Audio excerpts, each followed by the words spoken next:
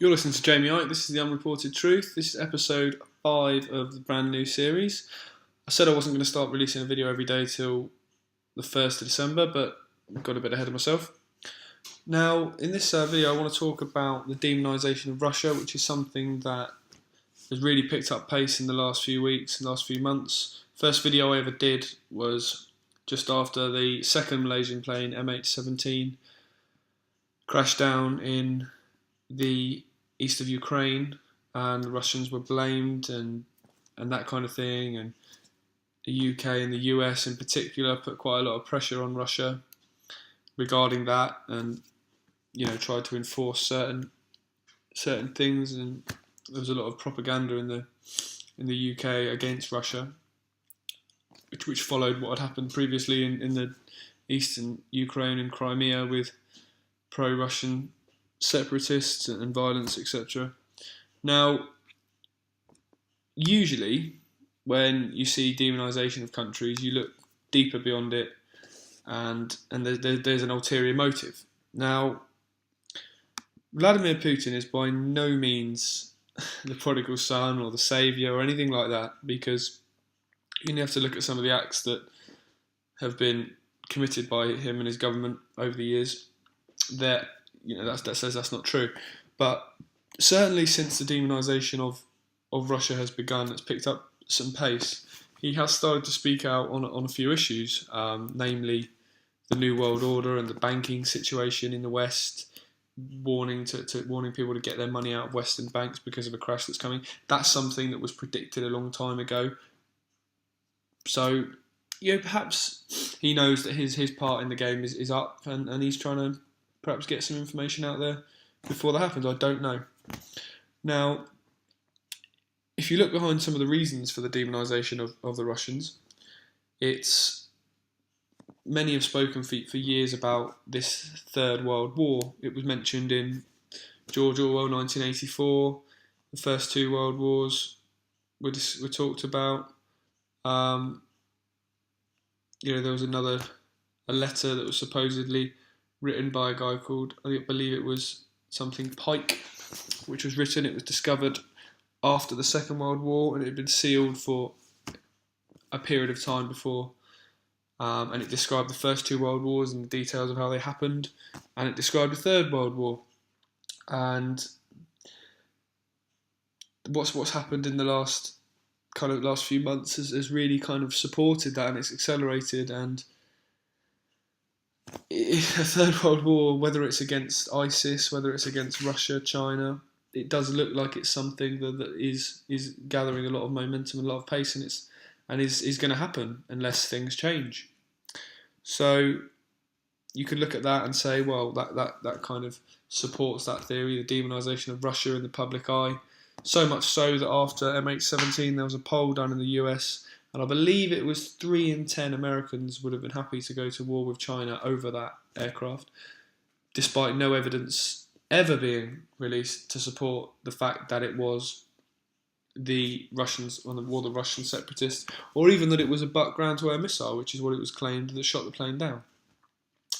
Now, what evidence has been supported is that the plane was brought down by gunfire rather than by a ground-to-air missile, the type of which is used by the Ukrainian military themselves, and a Ukrainian military aircraft was seen in the area before the plane, just as the plane was shot down by witnesses, some of which had a BBC interview which was then deleted, and you can't find it anywhere now. In the same way that in the aftermath of 9/11 there was interviews that went missing, that didn't support the official story. So when you see events like that and you see things like that take place, that's when the alarm bells go off, and you do start to question the validity of what the mainstream media is telling you on this certain topic. Now, you saw a very similar thing happen not too long ago with regards to Syria, with the attempted demonisation of Syria, and President Assad saying that he was using chemical weapons on his own people, when it actually turned out to be the other way round. It was the Western-trained rebels that were using the chemical weapons. Now, they've managed to kind of effectively to get into Syria anyway with these airstrikes based on the actions of ISIS, and no doubt there'll be boots on the ground very soon. All that, they're talking about it now, saying that airstrikes won't do it. They need boots on the ground, and when they wanted to go into Syria before, people didn't support it. When Obama took it to Congress, it wasn't supported, but now with the threat of ISIS, which has been massively hyped, and the fake videos and the army that's been funded by the West, by the CIA, more and more people are going to support that now, going to support an invasion, boots on the ground, because, when people feel like they're threatened, which I've read numerous stories, numerous articles, and seen numerous interviews with people saying all manner of things like ISIS going to find out who the families of the US and the UK and the troops are, and they're going to target them, they're going to target this, that and the other, and it really does work fear up in people's minds. And as you and I both know, fear makes you do silly things. It makes you kind of bury your head in the sand and say, just do anything to make this go away. And when that kind of thing happens, guess who's usually there offering a solution? And it usually is not one that will in the long term benefit you. Look at the likes of the war on terror.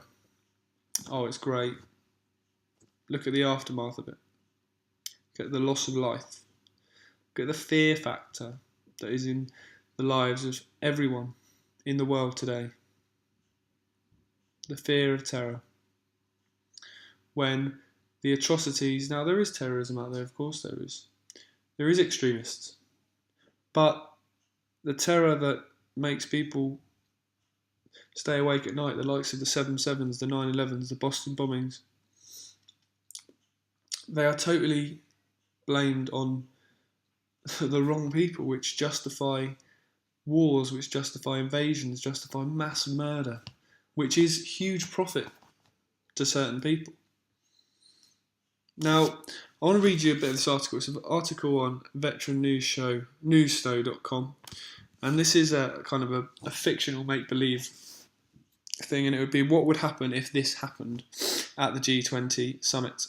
And it was what would happen if Vladimir Putin took to the stage during his speech and said something along the lines of this. Ladies and gentlemen, our common interest should be the truth. Disseminating the truth as best we know it, and we have the best intelligence to provide us with the facts. Instead, Western media are full of self-serving lies and propaganda. The latest target is Russia. There is the downing of the Malaysian MH17 plane, the so-called annexation of Crimea and foremost Ukraine. On MH17, there is plenty of evidence, even acknowledged by Icke, that the plane has not been shot down by Russia, nor by Russian sympathisers, that the plane was not hit by a surface-to-air missile, but most likely sprayed by gunfire from a Kiev Air Force plane of the type Su-25, therefore clearly pointing to the Ukrainian government. As far as Crimea is concerned, just read up on Russian history. This peninsula was part of Russia for at least the last 350 years. Crimea's population, about 90% of Russian origin, has overwhelmingly voted to rejoin the Russian Federation. You can imagine, ladies and gentlemen, Ukraine has closer links to Russia than Mexico and Canada to the United States. So how would it feel, Mr. Obama, if Russia were to initiate anti-Washington propaganda and unrest in these two nations? Nevertheless, you know this very well, Mr. Obama. Your government, with the help of the EU and NATO, has orchestrated a coup of the democratically elected president of Ukraine on the 22nd of February this year. The reasons for taking over Ukraine, as we know, are many. The country's richness in natural resources, agricultural potential, US oil giants eager to frack for gas, and foremost, bringing yet a new NATO base at Moscow's doorstep. You, Mr. Obama, are the first one to understand Russia's discontent, since you would not like to see Russia setting up military bases in Mexico or anywhere in the Caribbean. Why do you claim expansionism for the United States of America? Yet Russia has not stopped your Kiev adventure, Mr. President, other than providing savagely beset Donbas population with humanitarian aid, while your intelligence and NATO forces are supporting the Kiev army with weapons and strategic advice. Do you know, Mr. Obama, that Mr. Poroshenko's troops, whose predecessors fought for Hitler, today strengthened by NATO, are viciously torturing and killing the pro-Russian eastern Ukrainian population? That since the beginning of the conflict, way more than 4,000 people, including women and children, have been killed, and more than 1.2 million have fled to Russia. Wouldn't a Russian military intervention be a natural reaction to stop the Western-supported bloody civil war? Of course it would. And you, Mr. Obama, all of you in this room know it, and are unwilling to admit it. Well, I will make it easier for you by giving you once more the facts. And one more thing. The G20, masters of the universe, should know Ukraine is just a peon in a square of a much larger chess game. A war game that has become unavoidable for the United States as wars are highly profitable. And today, the US economy depends on them. A war game that strives for full spectrum dominance, as your generals, Mr. Obama, like to call it. They will not shy from killing millions to reach their goal, Washington's goal. One world order, controlling the world's resources, the world's nations, their people, their economies. We, the G20 minus one, plus the voiceless billions, have the power to stop this happening. But we must be bold and dare to stand up for our collective rights. Thank you for listening. Now, if that speech were actually what took place, then wow, I'd love to see the aftermath of that. Just in my lifetime alone, I've not necessarily happened, but I've seen in the media the likes of obviously now Russia, China, Iraq, Iran, Afghanistan, Syria, Lebanon, Libya, all demonised. Oh, we've got to invade, we've got to do this, we've got to do that. Saudi Arabia, you know, it's absolutely crazy, and it's a joke that is not so obvious now what's happening. That the demonisation of these countries to justify atrocious acts is just everyday occurrence in the Western media now. Thank you very much for listening. This has been Unreported Truth, episode 5. Next week, from Monday the 1st, I'm going to do 5 feature-length videos where I'm going to talk about what I believe are the 5 biggest topics that are affecting the world in a negative way. I'm going to look at what's wrong with them, and we're going to look at ways that they could be improved to make them into a positive. And they will be money, education, media, religion, and politics. So if you want to get in touch, it's Jaymie, Jaymie, @unreportedtruth.com. Bye for now, and I'll speak to you soon.